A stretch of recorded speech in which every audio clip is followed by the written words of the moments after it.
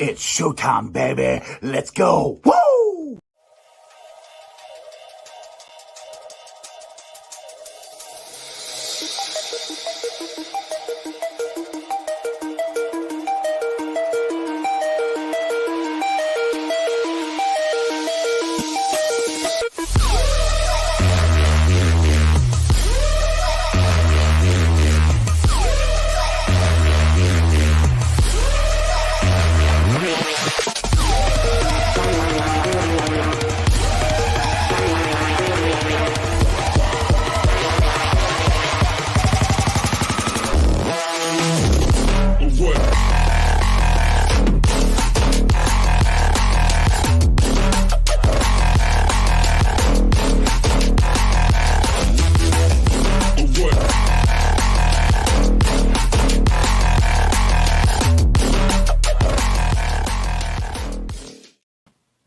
What's going on? Welcome to the show. This is Sports with Strawberry Ice. I'm your host, the Iceman, Jeff Trunapole. And as always, I bring you sports from a West Side point of view, right here in the great city of Cincinnati, Ohio, home of some of the best barbecue around. Midwest best, baby. They got Uno wings. They got G-Funk. They got CTB wings. They got delicious chili. Dude, it is awesome. Go check out Midwest Best. It's lunchtime right now, or a little after lunchtime. Go out there to Midwest Best. Go get you some nice, delicious chicken wings. Make sure you guys are out there for Project Game Day. We'll be out there the second day of the draft, having a draft party out there, so make sure you guys check that out. What is up? Welcome to the show. I'm live streaming on ZTV, YouTube, Facebook, X, Rumble. And if you're listening to it on podcast, what's up? It's on BeanPod, Apple, iTunes, Spotify, Google, Stitcher Play, pretty much wherever you get your podcast. And as always, I'm coming to you live from this glorious place down here. It's the Ice Cave. The Ice Cave is brought to you by T Properties. T Properties, quality housing for quality people. Check out their website at www.tpropertiesllc.com for all your rental property management needs and your rental needs. And I know we're talking Reds today, but we hit the jackpot. We drafted Joe Burrow. You guys want to be geared up for this Super Bowl run we're going to have happen this year. Go to jackpotjoey9.com. Get yourself a hat, a hoodie, a banner, all kinds of stuff. Remember, portions of Persian go to the Joe Burrow Foundation. And my newest sponsor, Meyer Door Windows. I, last summer, got my house new windows, new doors from Meyer Windows and Doors. Mine were, let's just say, broken, and they didn't keep the heat in very well, or the AC. I got new ones in. It's nice and toasty in here. It's nice and cool in the summertime. It's a great place. They give free estimates. Go check out Meyer Door and Windows. What's up to everybody in the chat? We got Brad in there, and we got Carrie. What is going on? We're coming live a little earlier than I normally do because I have a very special guest. First time he's been on the show. I've been trying to get him on for a couple months now. He's from Chatterbox Sports. He's none other than Nick Kirby. Nick, what's going on, brother? Hey, what's going on? How you doing, Jeff? Good, brother. Good. Nice to see you. I like the background. It's kind of close to mine. I like that. All the the way you're in your basement, just like me. Yeah. Yeah. Well, wife lets me get away with it, at least for now. So we'll see. I got a wall right here. I got a baby coming in a couple months, so I had to cut my room in half. So. Damn kids, they always get in the way. Anyway, so we're talking some Reds here. Ellie De La Cruz, I think, is on the verge of hopefully, possibly, if everything goes well, being the best player in baseball. I think he's got a shot at it. He's got all the tools there. It just depends on if he can get consistent on his strike zone, staying off pitches. What's your thoughts on, let's just start with Ellie. So I got the Ellie hat on here. What's your thoughts on Ellie this year and what his second season in Major League Baseball is going to be like? Yeah, I mean, I'm high on Ellie. I mean, you don't want to make too much out of a couple of spring training games, but he's looked comfortable at the plate. That very first plate appearance he had on Saturday against the Guardians, laid off some tough pitches against Carlos Carrasco, just kind of hopefully set the tone for him. He's just so young. I mean, he was so good the first 2 months that he was up. I think people got to remember, like, August and September, like, this is his first full, like, professional season. Yeah. And just the microscope that he was under all year. Right, right. So I'm excited. I think he'll be fine. But I think it's going to be probably a year where there's some really big highs and some lows as well. But you just hope there's some real progression from him, and I think we'll see it this year. That sounds good. We got a couple comments here I want to get through real quick. If you guys got any questions or anything, put it in the chat here. Carrie says, Curbs, Goldschmidt reported, which I saw this on a couple other places, that Brett Butler, who old head like me remembers Brett Butler was the greatest bunter in Major League history, I think. I think he's got, I don't even know how many he's got. He's got a ton. But anyway, he's there helping him out. He says this will help the Reds bunting. He said, what's your takes on that, on helping the Reds bunt? It was TJ Friedl led, I think, Major League Baseball in bunt hits last year. But I think it's a good thing to get back to that because we're trying to get back to getting on base. But what's your thoughts on the Reds bringing on Brett Butler as a bunting instructor? So first off, I love Brett Butler because he was the leadoff hitter for the LA Dodgers in 1995, and that just happened to be the last time the Reds advanced in the playoffs as they beat the Dodgers. So maybe they're trying to bring that juju back around. Yeah, but I was 25. That was a long time ago. it was 48 now. It was a couple years ago. It was a minute.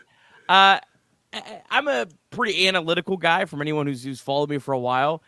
I think that sometimes analytics goes a little too far, like on the anti-bunt. Like I think sacrifice bunts are terrible. And 99% of the time, it's a absolute travesty to do because the data proves that it's wrong. But bunting for hits, I don't know why people have gone so far against that. Billy Hamilton. Getting on base is still the key. Like we celebrate if a guy walks. Why not we celebrate if a guy gets a bunt? And a guy like Elly De La Cruz, I mean, just imagine if your defense has to play in a little bit. Mm-hmm. The guy hits the ball harder than anyone on the planet. Like, I mean, that it's really you're almost kind of getting in the heads of the opposing defenses. So I'm all for it. The one thing you got to be careful though with Elly is you're not doing too much because I think that has happened at times. Sometimes last year you need to just let Elly be Elly. Right. But hey, look, if there's a guy that is an expert at bunting and can help give these guys, why not utilize that and see if that can just help you maximize some of these guys. Exactly. So what's your thoughts on this season? Now, even with the Cubs re-signing Cody Bellinger, I still think we have the most talented team in the division, as long as we stay healthy, and one of the most talented teams in baseball. And Curb says, if everybody stays healthy and these guys don't go into sophomore slumps and stuff like that, dude, there's a chance we could run. I mean, I always look at everything. If it's Bengal season, I say I look at it with orange-colored sunglasses. It's Red season, I look at the reds-colored or rosy-colored sunglasses. But dude, if everybody stays healthy and we these guys don't go into sophomore slumps, I think we could run away with this division. To be honest, I mean, I think if everyone stays healthy, the Reds would be the favorites. But everyone staying healthy is a lot easier said than done. Right. It's a very, very competitive division. I like the Cardinals are the betting favorites, and I think for pretty much good reason. Plenty of questions with them with their pitching. The Pirates, I tell you what, that's a sneaky team. I just actually did a Pirates preview with the guy. I recorded it yesterday, and so I was really kind of digging into them, and I'm like, this roster's actually pretty talented. And then the Brewers, I mean, like everyone forgets, like they won the division by 10 games. Yeah, they lost Corbin Burns. But is Corbin Burns really worth 10 losses? I mean, that's the Brewers too. If they don't get off to a good start, I think they're going to start having a fire sale. I mean, they're on the verge of either they're in. I think they're mostly out, to be honest. But if they start wavering, I think they're going to start trading people, jumping ship. Yeah, and then the Cubs. I mean, they're right there too. So it's a very competitive division. The division might literally come down to which team stays healthier. I know that's kind of a bummer way of looking at it, but oftentimes that's what happens when you have a division where there's such little margin of error. Hey, Reds Daily is telling you need one of these hats, one of these Elly hats here for 44 hats. These are awesome, by the way. You can get them at Reds Daily on their website. All right, so we talked about the pitching staff, and I said this last year. Nobody expected what happened last year. Beginning of last year, I was like, it's really going to be a big year to find out about Lodolo, Ashcraft, and Hunter Green. Which really didn't find out because Ashcraft we did. I think we know what we have with Ashcraft. But Lodolo and Green haven't been able to stay healthy. And Green, has a tremendous fastball, but he's given up the most of his home runs on his fastball. So he's working on a couple pitches. I think the forkball, and I think a changeup is the other one. If he can develop those, this could be, because that's what I think he needs to get. And I'll get your thoughts on it, to get somebody off his fastball, along with health, obviously. But where is your thoughts on Hunter Green's development this year? Yeah, I mean, I don't think he was all that far last year. He had a couple really, really bad starts that really inflated his ERA. And I know you could say that for a lot of pitchers. So I'm not saying you can't, but he's pretty close. So I think these extra, it's a curveball and a splitter that he's adding to his arsenal. I think that can help. I hope he doesn't go too far to where he's not going, goes away from his bread and butter, right, which I don't think he will. I know, guys like Charlie Goldsmith were reporting on his start on Sunday. When it came time that he had to make a pitch, he went back to his fastball, his bread and butter. He's going to do that. That's what got him here. So I don't expect him to get away from that. But anyway, go ahead. Sorry, no, you're good. I would encourage people with Hunter Green. Look at Johnny Cueto. Look at both of those players in their first 2 years, and you're going to look at the numbers. You're going to go, oh wow, Hunter Green was actually better. It takes time for these pitchers to develop, right. But this is a big year for him. I would be disappointed if I didn't see him take a decent step this season, but I expect that he will. Yeah, the thing is, Green has not really pitched a lot of professional baseball innings for the minor leagues on up, because he got hurt. He had the 2020 season, so he really hasn't pitched a lot of professional innings. If you actually look at the numbers, which I don't have them written down, but they're not that high. As long as he's been a professional baseball player, you would think he would pitch a lot more innings. But so that's another thing. It's just a matter of getting out there and doing it, for him. And I'm really excited about the forkball or split figure, whichever, however you want to call it, because if he can throw it right, that could be a devastating pitch for him, because if you throw it right, it looks just like your fastball, and then it drops. And that's what gets everybody off the timing, because they can't tell the difference. Because I always remember one of the best ones I saw, and again, I'm old, is Norman Charlton of the Nasty Boys. He would throw a thing, and it would just go straight down and drop, and people could not hit it. It looked exactly, came out of the same arm slot and everything, looked just like his fastball, and they couldn't tell the difference until it was too late. So that's the exciting thing. Lodolo, he's the one.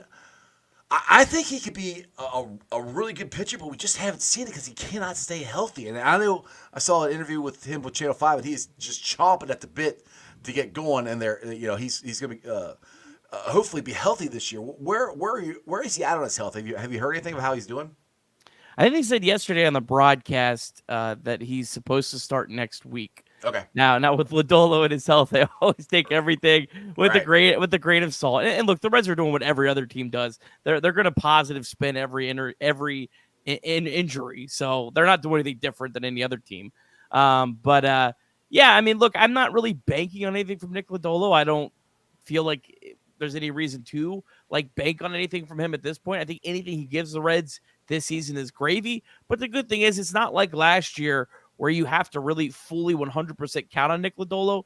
There's a ton of guys. I mean, guys like Carson Spires and Lyon Richardson are 10th on the starting pitching depth chart. And I really believe those guys are at least back end of the rotation major league pitchers, at least at some point. They might not be there completely yet, but they're close. So there's just so much depth that at least this year you're not banking on Lodolo. Now, if Lodolo is healthy, the Reds ceiling goes drastically up. Mm-hmm. Oh, yeah.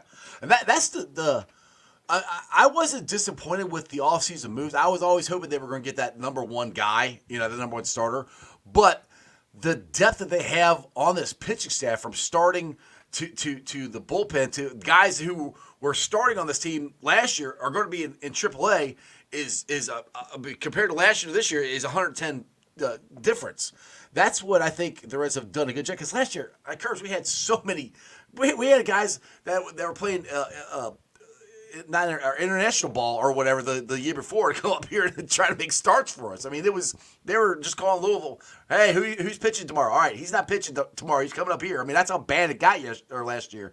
So I feel a lot better with the depth that this team has throughout the whole pitching staff in general. Yeah, I think that'll hopefully show itself over the course of the year. I think the Reds kind of have a team where they're never going to, I think, overwhelm you unless guys like Ellie and Hunter take a big leap. But if Mhm. those guys are just kind of like, on their normal progressions, I don't think the Reds are going to overwhelm you. But what my hope is when you start getting into July and August, the Reds' depth is much deeper than pretty much all these other teams in the Yeah. NL Central. And I think that's really where last year it cost the team. That's where Mhm. the Two season games. was lost, and that's where this year it could be the difference of winning the division or not winning the division. Yeah, I think hurt us last year. And I'm going to bring up Carrie's question here about Matty Bats. Matt McLean. So what's your biggest concern on the team? Carrie's is Matty Bats, and with his oblique strain. And I want to back that up with, I think once he got hurt last year, that was kind of the down cycle. I mean, of the Reds season. We never, and I think that goes down to the importance of Matt McLean to this.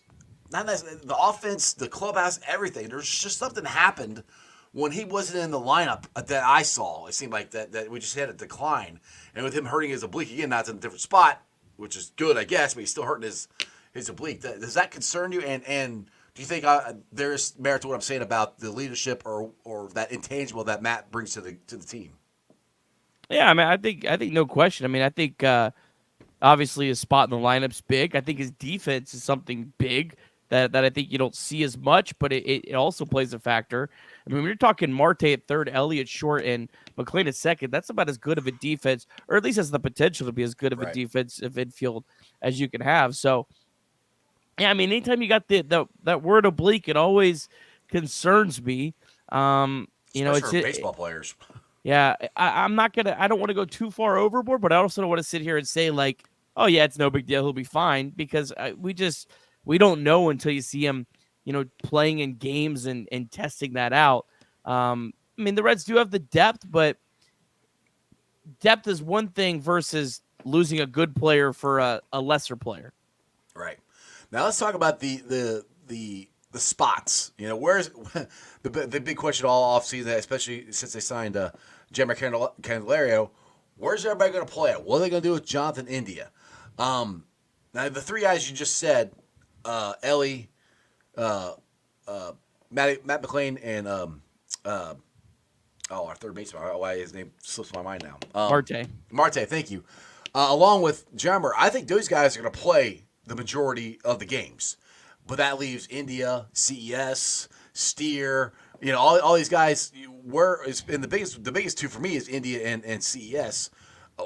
How is David Bell going to work this to get everybody in it? Because I'm not thrilled to go see CES play the outfield or Jonathan India play the outfield, to be honest. So,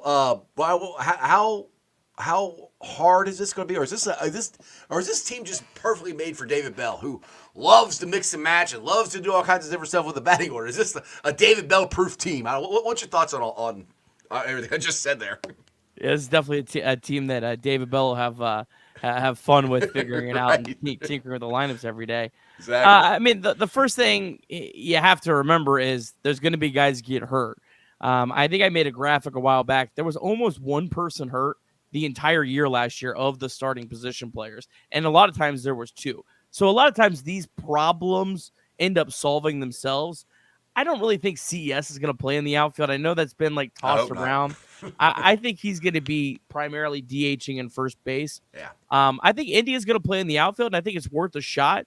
I know a lot of people aren't excited about that, but I'm not excited about watching Jonathan India play second base. I mean, he was legitimately the worst defensive second baseman in baseball. But hey, look, he can't be any worse in the outfield, in my opinion, than he was at second base. So not really worried about that. Look, if everyone's healthy, I think you probably have platoons in both corners with Benson in India, maybe in left, and Fraley and Steer in right. But again, everyone has to be healthy for that just to happen. But if you do that, pretty much everyone else just kind of slides in.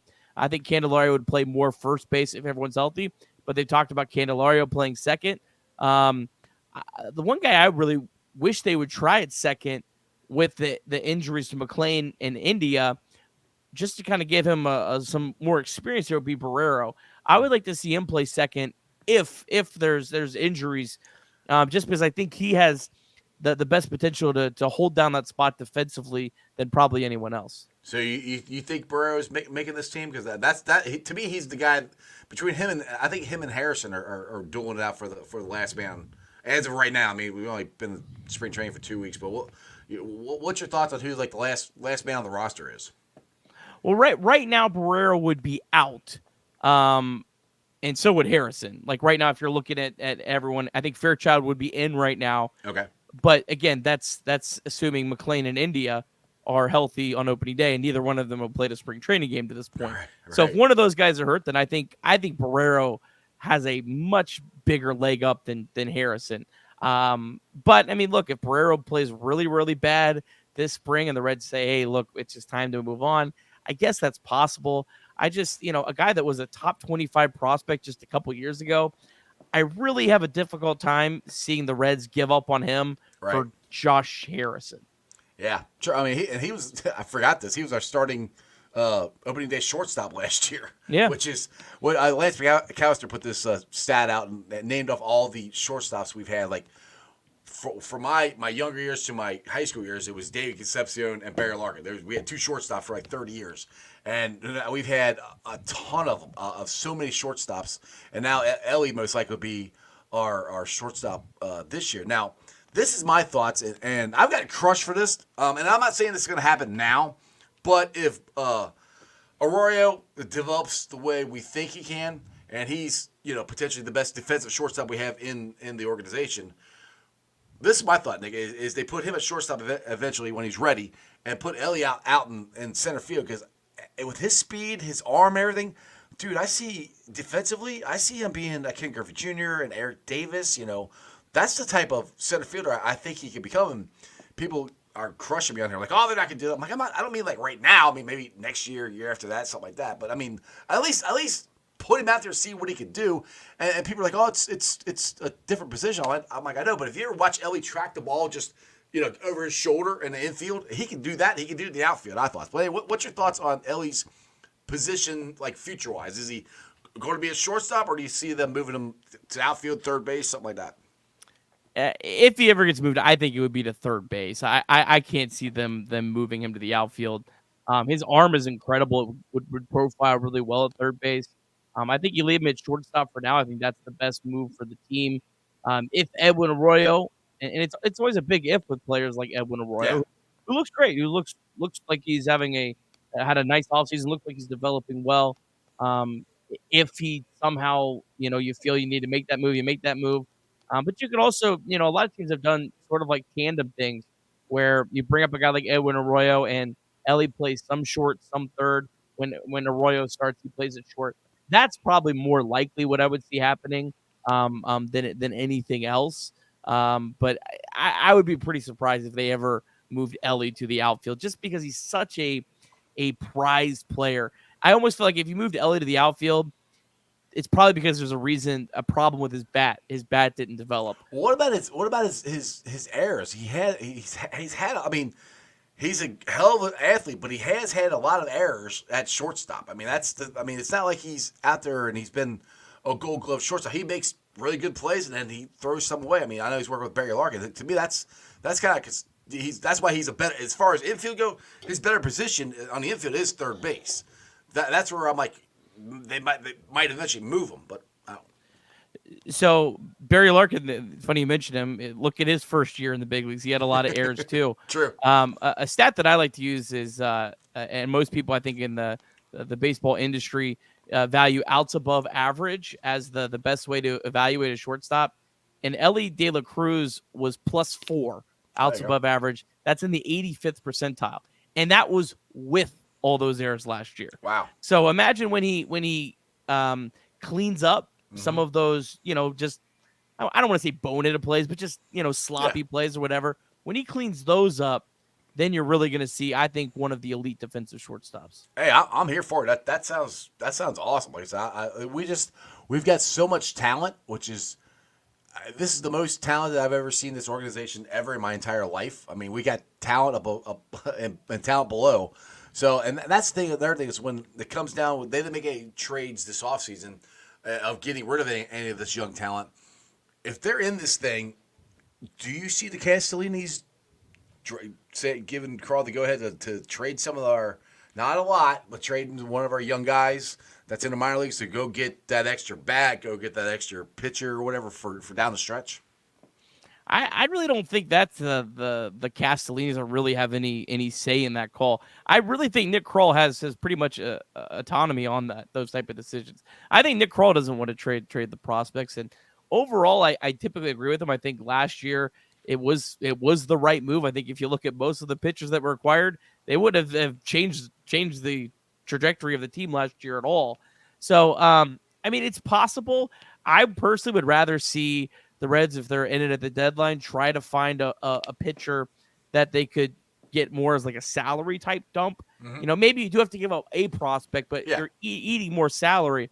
And I would assume you have to assume if the Reds are in the race at the deadline, things have gone well. So ticket sales should have gone well. There should be some extra revenue to get that kind of thing. Last year at the deadline, it was weird. There wasn't a lot of pitchers that really fit that mold. Like even a guy like Lance Lynn, who I thought was just going to be a straight salary dump, the Dodgers actually had to give up something of pretty decent value for him. So it'll be interesting to see what the market looks like, because that's really what determines really how far you can go. Some years, there's so many pitchers on the market that you can make a move and give up prospects because there's a plethora. But when there's only like 2 or 3 really good ones like there was last year, it's almost a situation where, man, you can't just dump your whole farm on one pitcher for this year for 2 months that may not even be good over those 2 months. Yeah, and by no means am I saying do that at all. Like I don't want to give up the farm for one player because we have so much talent. I mean, we could be good for the next 15 years with these guys we have. And the next thing is since they locked up Hunter Green, who's the next guy they're going to lock up? Because it looks like that the Reds are going to be trying to be more proactive of signing these guys before they get to arbitration and before they get to free agency and stuff like that.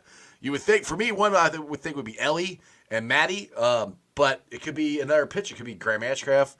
Depends on how Lodolo does. What's your thought? Who's the next guy in line you think to get the next Hunter Green contract? No, I mean, you obviously would love Ellie, but Ellie's going to be a lot more than a Hunter Green contract. That's why I signed him. That's why he signed him now. Yeah, I'd be doing everything I can. I think that everyone's going to push Ellie towards trying to get to free agency, or maybe your best hope probably with a guy like Ellie is maybe you could sign a contract and get like 1 more year. Mm-hmm. I almost have a hard time believing Ellie's going to sign a long-term deal at this point. Not impossible, but it's going to be difficult. Ellie also, I know that some of my friends over at Just Baseball were really good at covering this. Ellie also has some sort of insurance policy. There was something that he bought into to where if somehow he gets hurt or he doesn't produce, he'll get some money. So there was he needed that before he ever reached the majors. So he's also got some sort of insurance policy on him. But rolling back around, obviously Ellie would be number 1. Right. The guy that I would be after number 2 would be Marte. Yeah. Marte's young. He's only 21 years old. I'm not in the camp of really pushing too hard for extensions on guys like Matt McLean or Graham Ashcraft or Spencer Steer, just simply because they're older. Mm-hmm. I'm not against it, but I would be targeting the younger players, and one really, really under the radar guy, if you want one, would be Connor Phillips, again, just because of his age. He's only 21 as well. I usually look at the age. The age is usually the biggest thing for me when I'm looking at a contract extension for a guy. Guys that are already in the mid-20s, I'm not in a rush to extend those kind of players. All right, and I'm glad you brought up Marte because he's still on a hitting streak when the season starts, and it still counts and rolls over. I've said this on here a couple times. I put my money on him to win the Rookie of the Year because he didn't get accrue enough at bats last year. But one thing I liked about him last year when toward the end of the year, everybody's kind of was concerned about his power. I'm not concerned about his power because the way he hits the ball, he hits it so consistent. The ball is going to fly out of the park the way he hits and the way he barrels the ball up. I honestly think he can. I don't want to say be surprising, but he could be. How should I say this? I think people are going to be very surprised at how good of a year he's going to have this year. I think that there's going to be times where he's going to be so good where he could carry this ball club, not only offensively but defensively. I mean, I think he's a hell of a third baseman because I've heard some people, obviously talk about moving people around, moving him to the outfield or whatever. I'm like, I wouldn't touch Marte. I would leave him at third base. I think he can play Gold Glove third base and be a hell of a just all around hitter for us. Yeah, I definitely would want him to stay at third base, at least for now. I think you've developed that really, really good defensive infield that the Reds have really lacked for a while. Mm-hmm. But yeah, I'm high on McClay. I'm high on both, but I'm high on Marte. I do think Marte might have some growing pains this year. I think that's possible. I was a little surprised he actually made it to the big leagues last year. I didn't really see that happening, especially as early as it was. So again, he's ahead of schedule. So if he doesn't perform great this year, I don't think that's some indictment on him. I think he's a guy that really needs to develop. He's the one guy that if he has a bad year offensively, I think would be the most excusable probably of any of the Reds regulars. Yeah, that's what goes back to what I was saying. But hopefully they don't have a whole bunch of them don't have the sophomore slump or whatever. Because Nick, I've never seen that many rookies come up in my life and play as good as they did. I mean, ever. It was ridiculous. Anyway, you said 30 minutes. I appreciate it, brother. Tell everybody about what you guys got going on at Chatterbox, and you guys going to do anything for opening day or anything? Yeah, we got some plans on opening day. Can't say it all just yet. We're still working the fine details, but I will be down in Cincinnati. I don't know if people knows I actually live up in the Cleveland area of all places, but and obviously talk Reds all the time, which is interesting. But yeah, I'll be down on opening day. We're heading out to spring training next Monday. Oh, nice. We're heading out, so we'll be there. But yeah, Chatterbox Reds daily podcast every day during spring training, audio only. And then once the season starts, live shows on YouTube after every single game. There you go. Now, have they figured out who's going to be Tom's replacement yet, or are you guys still working on that for off the bench? Still working on that. Tom is still doing a show Monday mornings at 9:10. It's called Dialed In, and then he's doing a interview as well that he records. Last week he had Chris Myers. Week before he had the Chip Carey, St. Louis Cardinals announcer. He releases that usually on Friday. So people are on here like, oh, he quit Chatterbox. Like, he didn't quit. He still works there. He just doesn't do the off the bench all the time anymore. yeah. Just switching some things around. But yeah, Trace is doing it for now. They're looking at maybe getting a replacement, but yeah, I have to ask Trace a little bit more about that. Yeah, I'm gonna try to get a hold of him. I'll try to get him on the show. He's a busy guy, man. He's a busy guy. Well, that's what happens when you own a sports media company. You're a little busy. So yeah. Hey, Nick, hey, I appreciate it. Thanks for coming on, brother. And we'll definitely have to do this again when the season kicks off. Yeah, thanks, Jeff. Take care, brother. All right, that's it.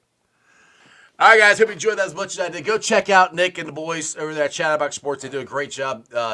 Nick and them are on during the season every day after the Reds games. So you go check them out. It is getting close to baseball season. I mean, technically it's baseball season. They're playing games today. The Reds are going to play at 3 o'clock today. Now, if you want to know where the game is, if you have it's on the Chicago Cubs broadcast network, the Marquee Network. If you can somehow figure out how to watch that, which there are ways around that, you can watch it there. If not, you can listen to it on 1360, Fox 1360. It's going to be on there. So make sure you guys check that out. Go listen or watch the Reds.